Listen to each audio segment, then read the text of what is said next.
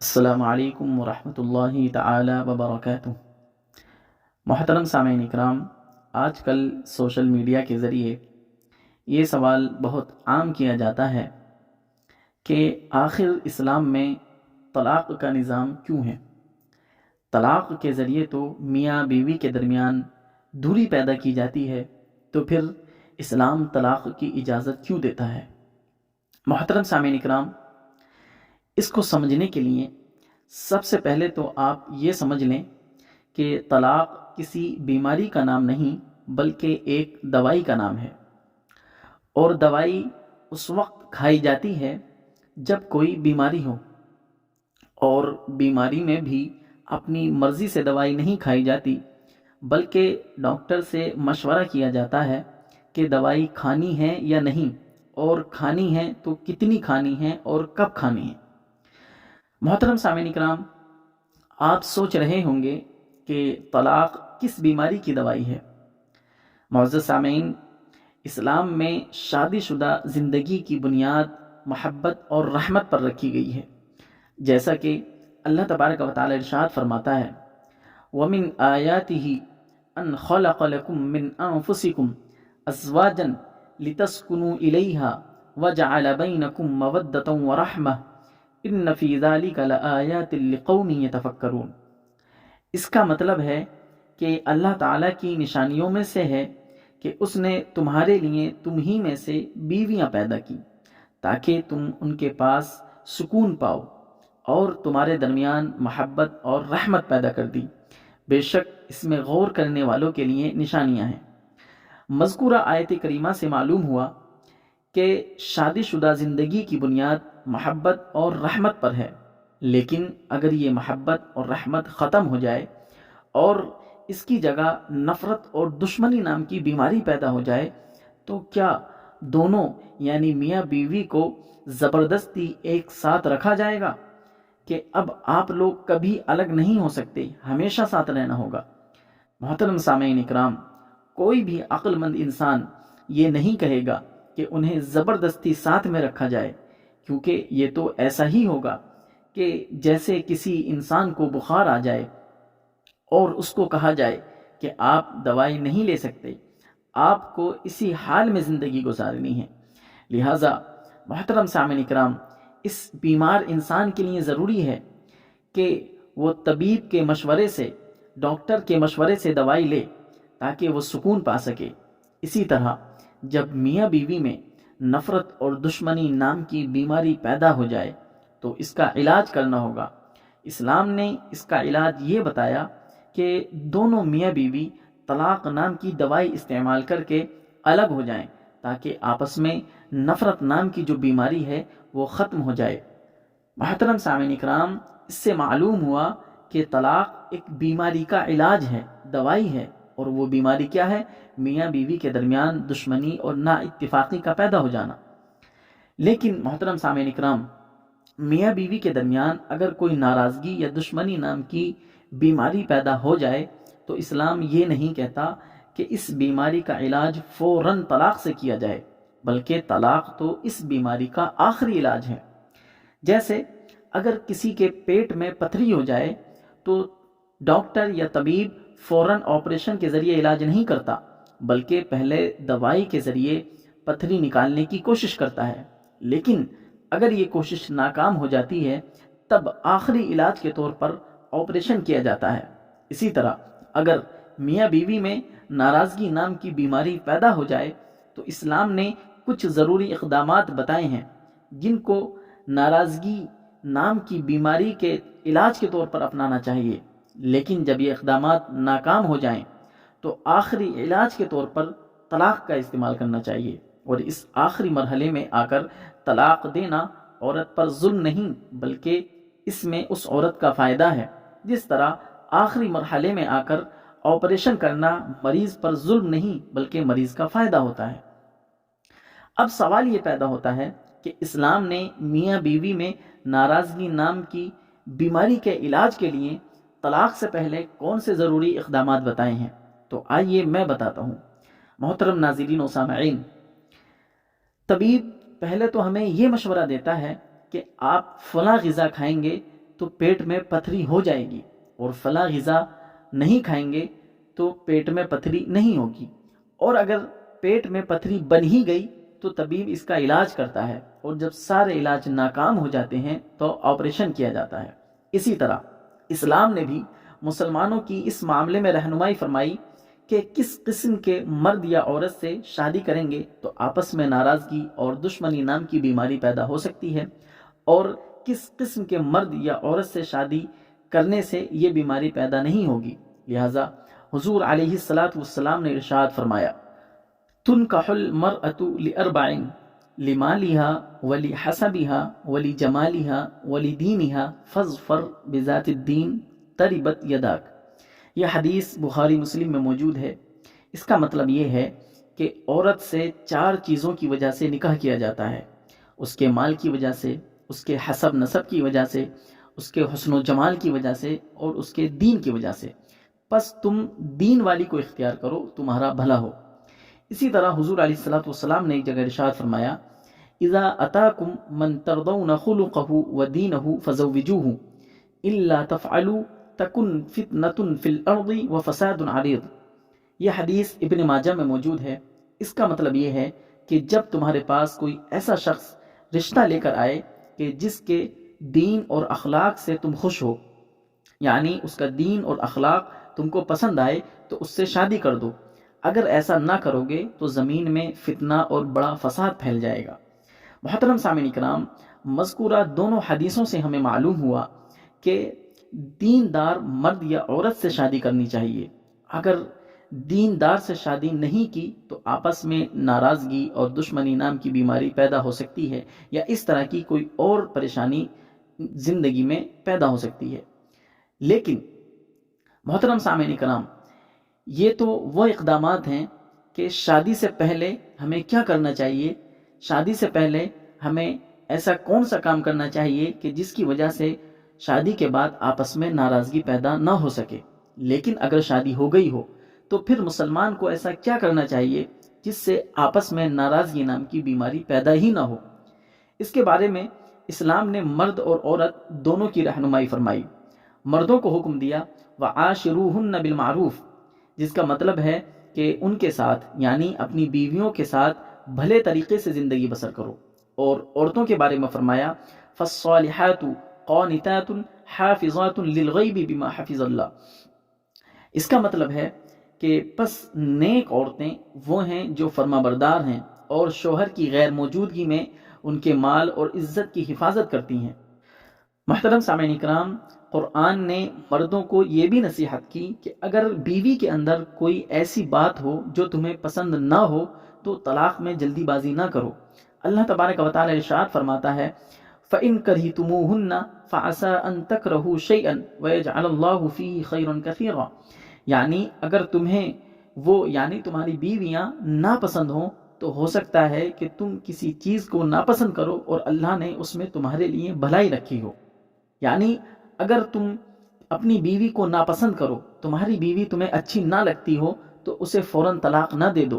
طلاق دے کر اپنی بیوی سے دوری اختیار نہ کر لو، کیونکہ ایسا ہو سکتا ہے کہ کوئی چیز تمہیں پسند نہ ہو لیکن اللہ تبارک و تعالیٰ اسی میں تمہارے لیے بھلائی پیدا فرما دے۔ محترم سامعین کرام، یہ تو وہ اقدامات تھے جن پر عمل کر کے شادی شدہ زندگی کو ناراضگی اور دشمنی جیسی بیماری سے محفوظ کیا جا سکتا ہے، اور ان اقدامات میں عورتوں کو بھی نصیحت کی گئی اور مردوں کو بھی نصیحت کی گئی، اور دونوں کو بتایا گیا کہ کس طرح سے خوشگوار زندگی گزاری جا سکتی ہے۔ لیکن محترم سامعین کرام، اگر میاں بیوی کے درمیان یہ بیماری پیدا ہو ہی جائے، جب بھی اسلام فوراً طلاق کا حکم نہیں دیتا، بلکہ اسلام نے طلاق سے پہلے اصلاح کے کئی مراحل مقرر فرمائے ہیں، کیونکہ یہ آپس میں جو ناراضگی ہے اور دشمنی ہے کبھی تو بیوی کی کسی غلطی اور خطا کی وجہ سے ہو سکتی ہے، یا کبھی مرد کی غلطی اور خطا کی وجہ سے ہو سکتی ہے۔ لہٰذا اسلام نے دونوں صورتوں میں رہنمائی فرمائی کہ اگر بیوی کی وجہ سے ناراضگی پیدا ہو، بیوی کی کوئی غلطی ہو تو اس وقت کیا کرنا چاہیے، اور اگر شوہر کی کوئی غلطی ہو تو اس وقت کیا کرنا چاہیے۔ سب سے پہلے ہم آپ کو یہ بتاتے ہیں کہ اگر یہ ناراضگی بیوی کی کسی غلطی کی وجہ سے ہو تو کیا کرنا چاہیے۔ اس کے بارے میں قرآن مجید میں اللہ تبارک و تعالی ارشاد فرماتا ہے واللاتی تخافون نشوزہن فعزوہن وہجروہن فی المضاجع وضربوہن۔ محترم سامعین کرام، اس آیت کریمہ کا مطلب یہ ہے کہ جن عورتوں کی نافرمانی کا تمہیں اندیشہ ہو تو ان کو سمجھاؤ اور نصیحت کرو، اگر اس سے بھی کام نہ چلے تو بستر میں علیحدگی اختیار کر لو، اور اگر یہ بھی فائدہ نہ دے تو ان کو مار کر سمجھاؤ۔ محترم سامعین کرام، یہاں پر مارنے کا مطلب یہ نہیں کہ بیوی کے ہاتھ پیر توڑ کر ڈال دیا جائے، بلکہ بہت ہلکا مارنے کی اجازت ہے، جس سے نہ کوئی زخم ہو، نہ مارنے کا کوئی اور اثر ہو۔ لہٰذا حضور صلی اللہ علیہ وسلم نے ارشاد فرمایا فَضْرِبُوهُنَّ ضَرْبًا غَيْرَ مُبَرِّحٍ، یعنی تم انہیں ایسی مار مارو جو تکلیف دے اور نقصان پہنچانے والی نہ ہو۔ علماء فرماتے ہیں کہ اتنا ہلکا سا مارے کہ خون نہ نکلے، ہڈی نہ ٹوٹے اور کوئی نشان باقی نہ رہے، یعنی کپڑے وغیرہ سے مارے اور چہرے پر ہرگز نہیں مارنا چاہیے۔ خلاصہ کلام یہ کہ مذکورہ آیت کریمہ میں بیوی کی کسی غلطی کی وجہ سے پیدا ہونے والی دوریاں ختم کرنے کے 3 طریقے بتائے گئے۔ پہلا طریقہ یہ ہے کہ اگر بیوی کوئی خطا کرے یا کوئی غلطی کرے تو شوہر کو چاہیے کہ بیوی کو سمجھائے اور نصیحت کرے، اور اگر بیوی سمجھانے اور نصیحت کرنے سے بھی نہ مانے تو دوسرا طریقہ یہ بتایا کہ شوہر کو چاہیے کہ وہ اپنا بستر بیوی کے بستر سے الگ کر لے، یعنی بیوی کے پاس نہ سوئے۔ اگر یہ طریقہ بھی کام نہ آئے تو تیسرا طریقہ، آخر میں یہ طریقہ بتایا قرآن نے کہ اگر یہ بھی فائدہ نہ دے تو بیوی کو مار کر سمجھائے، اور مارنے کا جو مطلب ہے وہ ہم نے آپ کو بتا دیا کہ بہت زیادہ نہیں مارنا ہے، بلکہ بہت ہلکا مارنا ہے، اور خاص طور سے چہرے پر تو بالکل نہیں مارنا ہے۔ محترم سامعین کرام، یہ تھے وہ طریقے کہ اگر بیوی کی کسی غلطی کی وجہ سے یہ ناراضگی اور دشمنی پیدا ہو رہی ہو تو کیا کرنا چاہیے، اور اگر یہ ناراضگی اور دشمنی شوہر کی طرف سے ہو، شوہر کی کسی غلطی کی وجہ سے ہو کہ شوہر بیوی کا خیال نہ رکھے یا پریشان کرے، تو اس تعلق سے بھی قرآن نے رہنمائی فرمائی۔ اللہ تبارک و تعالی ارشاد فرماتا ہے وَإِنِ امْرَأَةٌ خَافَتْ مِنْ بَعْلِهَا نُشُوزًا أَوْ إِعْرَاضًا فَلَا جُنَاحَ عَلَيْهِمَا أَنْ يُصْلِحَا بَيْنَهُمَا صُلْحًا وَالصُّلْحُ خَيْرٌ۔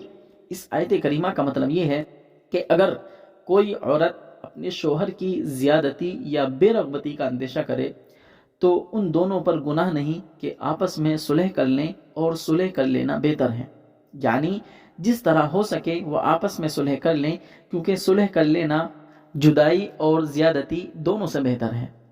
محترم سامعین کرام، شاید آپ کے ذہن میں یہ سوال آئے کہ بیوی اگر نافرمانی کرے اور نصیحت کرنے اور بستر میں علیحدگی کرنے کے باوجود نہ مانے تو شوہر کو ہلکی مارنے کی اجازت ہے، یعنی بیوی کی اگر غلطی ہو اور بیوی نصیحت کرنے کے باوجود اور اس سے بستر میں علیحدگی کرنے کے باوجود نہ مانے تو شوہر اس کو مار سکتا ہے، ہلکی مار سکتا ہے۔ لیکن اگر شوہر زیادتی کرے تو حکم یہ ہے کہ دونوں صلح کر لیں۔ یہاں بیوی کو یہ اختیار کیوں نہیں دیا گیا کہ شوہر کو مار کر سمجھائے؟ محترم سامعین کرام، عموماً مرد جسمانی طور پر عورت سے زیادہ طاقتور ہوتا ہے، لہٰذا اگر بیوی کو یہ اجازت دی جاتی کہ وہ شوہر کو مار کر سمجھائے تو اس میں بیوی کا ہی نقصان ہوتا، کیونکہ اگر بیوی شوہر کو مارے گی تو شوہر الٹا اس کی پٹائی لگا دے گا۔ اس لیے عورت کی حفاظت کے لیے عورت کو یہ اجازت نہیں دی گئی کہ وہ شوہر کو مار کر سمجھائے۔ محترم سامعین کرام، یہاں تک تو یہ معلوم ہو گیا کہ اگر میاں بیوی میں ناراضگی نام کی بیماری پیدا ہو جائے تو کن تدابیر کے ذریعے وہ ناراضگی دور کی جا سکتی ہے۔ لیکن اگر یہ سب تدابیر ناکام ہو جائیں اور میاں بیوی خود اس کا حل نہ نکال سکیں تو کیا کرنا چاہیے؟ یعنی میاں بیوی میں کوئی ناراضگی یا دشمنی یا نا اتفاقی پیدا ہو گئی اور دونوں مل کر، یعنی خود میاں بیوی مل کر اس کا حل نہ نکال سکے تو کیا کرنا چاہیے؟ اس کے بارے میں بھی قرآن نے رہنمائی فرمائی۔ اللہ تبارک و تعالی ارشاد فرماتا ہے وَإِنْ خِفْتُمْ شِقَاقَ بَيْنِهِمَا فَابْعَثُوا حَكَمًا مِّنْ أَهْلِهِ وَحَكَمًا مِّنْ أَهْلِهَا إِنْ يُرِيدَا إِصْلَاحًا يُوَفِّقِ اللَّهُ بَيْنَهُمَا إِنَّ اللَّهَ كَانَ عَلِيمًا خَبِيرًا۔ محترم سامعین کرام، اس کا مطلب یہ ہے کہ اگر تم کو میاں بیوی کے جھگڑے کا خوف ہو تو ایک پنچ مرد والوں کی طرف سے بھیجو اور ایک پنچ عورت والوں کی طرف سے، یہ دونوں اگر صلح کرانا چاہیں گے تو اللہ ان میں میل کر دے گا، بے شک اللہ تعالیٰ جاننے والا خبردار ہے۔ یعنی اگر میاں بیوی کی کوشش سے ناراضگی دور نہ ہو پائے تو پھر دونوں کے خاندان سے ایک ایک شخص آئے اور دونوں کے درمیان صلح کرائیں۔ اللہ تعالیٰ فرماتا ہے کہ اگر یہ دونوں پنچ صلح کرانا چاہیں گے تو اللہ تعالیٰ میاں بیوی میں میل پیدا کر دے گا، یعنی ان میں اتفاق پیدا کر دے گا۔ لیکن محترم سامعین کرام، اگر یہ طریقہ بھی ناکام ہو جائے تو آخری حل طلاق ہے۔ یعنی میاں بیوی میں آپس میں ناراضگی اور نا اتفاقی پیدا ہوئی تو قرآن نے اس کے لیے چند مراحل بتائے۔ اگر بیوی کی کسی غلطی کی وجہ سے ناراضگی ہے تو شوہر کو چاہیے اس کو سمجھائے، نصیحت کرے، اس سے بھی نہ مانے تو بستر الگ کر لے، اس سے بھی نہ مانے تو ہلکا سا اس کو مارے اور اس کو سمجھائے۔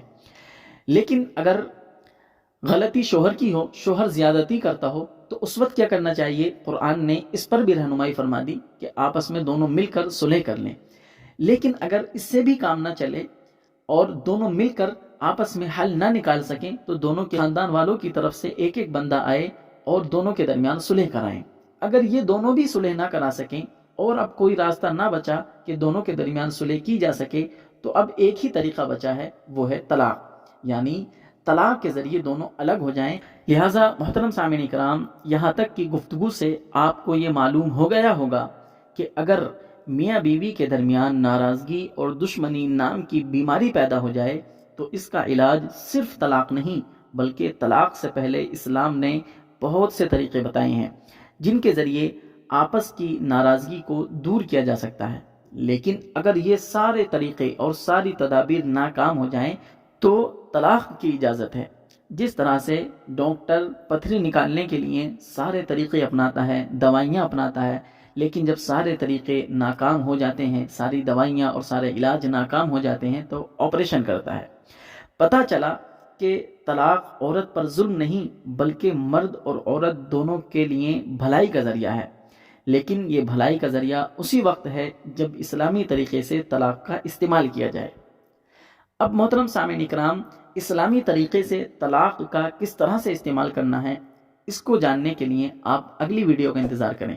اگر آپ اس کو جاننے کے لیے خواہش مند ہیں تو کمنٹ باکس میں ہم کو ضرور بتائیں۔